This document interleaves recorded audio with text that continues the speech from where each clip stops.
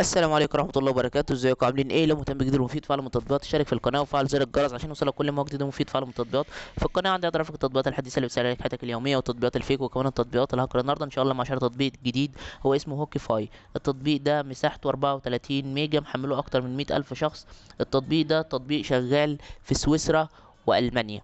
بتقدر من خلال وسويسرا والمانيا والسويد. بتقدر من خلال التطبيق ده ان انت تبحث عن وظيفة من خلال التطبيق ده. لو انت في اي دولة من الدول دول وحابب ان انت تدور على وظيفة او عايز تشتغل، فالتطبيق ده هيوفر لك امكانية الوظيفة اللي انت بتدور عليها.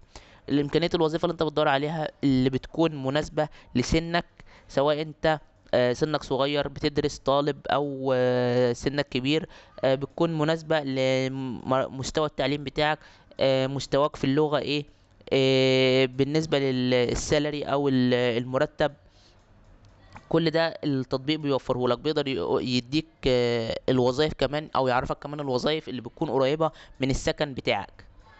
ده بالنسبة لأي حد بيدور على شغل او بيدور على وظيفة. بالإضافة كمان ان التطبيق ده لو انت صاحب عمل وعندك محتاج حد يشتغل عندك يعني، او يشتغل في المكان معاك، فبتقدر ان انت تعمل اعلان على التطبيق ده ان انت عندك شغل او متاح شغل لشباب او لبنات. وبالنسبة للسعر، يعني المرتب قد ايه، وبالنسبة للسن اللي انت محتاجهم يكونوا سنهم قد ايه. كل المميزات وكل الحاجات دي موجودة على التطبيق ده. تطبيق كويس، تطبيق سهل، تطبيق مفيد، تطبيق بيوفر الشغل بالنسبة لكل الأعمار ولكل المستويات التعليم وكل حاجة. بس كده يعتبر أبسط شرح للتطبيق. بالنسبة لمزايا التطبيق، لو عجبك شرح التطبيق تدوس لايك للفيديو.